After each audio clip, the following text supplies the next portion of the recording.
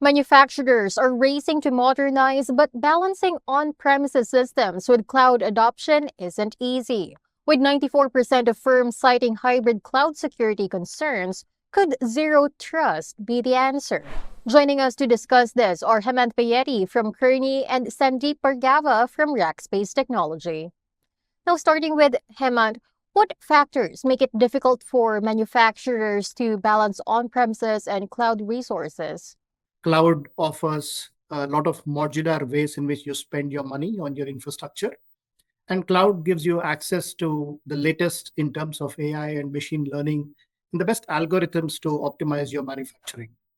But cloud does pose a few challenges. Uh, Manufacturers are paranoid about reliability, and being on the cloud often makes the manufacturers a bit scared around, do I really want to have that full dependency on a cloud? And the second is skills. Cloud architects are a new set of skills. You want a perfect person who understands both cloud architecture but also understands the manufacturing processes, and that's not easy. And that's what makes people adopt this hybrid model of having some on premise infrastructure and some cloud infrastructure, and then operating on those two different streams with two different skill sets, two different data architecture, two different infrastructures, provisioning for both of them, planning for capacities for both of them. All of that makes it a bit of a challenge for manufacturers to operate on a hybrid model. So there's quite a bit of legacy systems that are scattered all through the manufacturing chain, through the endpoints in manufacturing plants, into the distribution centers, and into offices, right? And a lot of them may not be cloud ready. Second, even as they start to think about migrating to cloud platforms, uh, it then becomes a hybrid mix of being on-prem, on private cloud, and then on one of the hyperscalers, and sometimes more than one of the hyperscalers, right? As different stakeholders have their inputs. And it is very challenging to manage with all the connections and all the technical know-how that is. Uh, and finally, it is also about the skills and the strength of those resources that you have, right? Where sometimes people are savvy and they can use partners, they can build skills, but having their workload spread all over the infrastructure landscape means that they will need multiple skills. So, in practice, considering this, how can companies align cost optimization with strong security? Well, my first reaction is going to be that security is cost optimization in the long run for any business. To design a secure, foolproof system is to keep your business as a going concern and to earn the trust of your customers and consumers in return. And so they're not competing priorities, they are one and the same to get the business value to its maximum. Now, the real trick is to go by what we call a secure by design architecture, which is right from the time you design your infrastructure, you're thinking about security in the way you design it. You have the right inputs of cybersecurity experts into the meeting, and you have all the right infrastructure built around that. A second critical area tends to be just around access management and controls. There are just so many interfaces now that you really need to get your access management and control in place, and to make sure that even if there is one point vulnerable, the overall access is controlled in a good way. Those would be the foundational principles. You will need to design it well. You will need to get your access management and identity management pretty right down.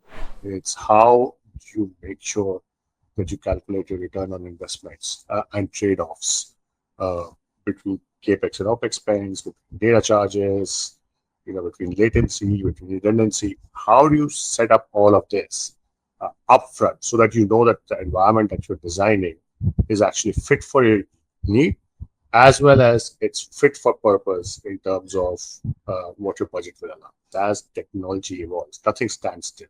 Uh, so while you would have set something up 5 years ago or 7 years ago, what might happen today is very different, and what is available to you might be very different.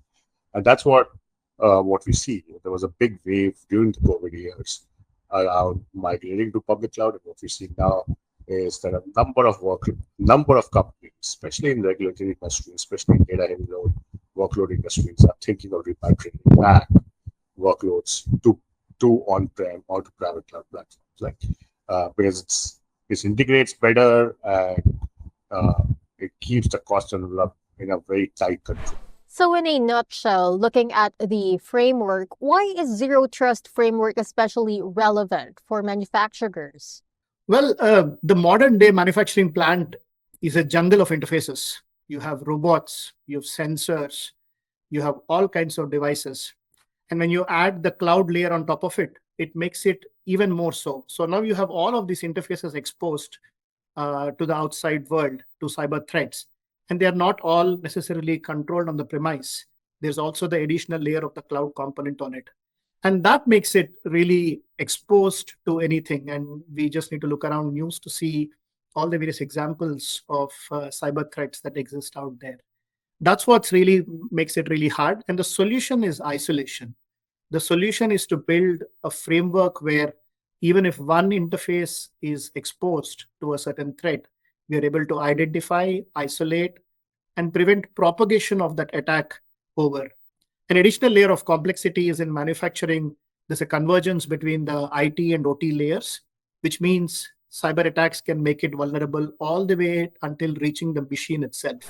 Actually, zero trust is relevant for pretty much everything, right? There are many devices, many endpoints outside of data center, outside of your offices, outside of your manufacturing plants, which are accessing your environment and sensoring information in your environment, which means, it's not whether you will be breached or not.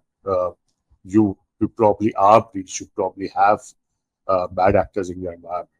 And so you start by trusting no one and making sure that you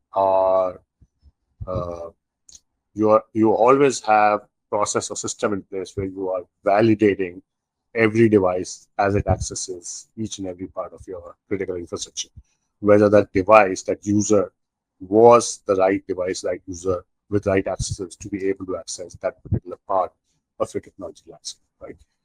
And that is something that the entire zero trust framework, the trust framework is there. There are many technologies.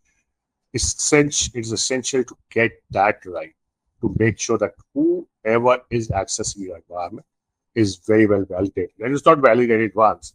It is continuously validated and continuously validated at each of the choke points in your environment. Right.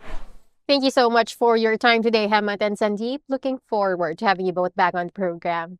Pleasure, sis. Thank you. Once again, those were Hemant Payeti, Partner and Regional Strategic Operations Practice Lead at Kearney, and Sandeep Bhargava, Senior Vice President for Global Services and Solutions, Public Cloud Business Unit at Rackspace Technology. For more news, visit manufacturing.asia.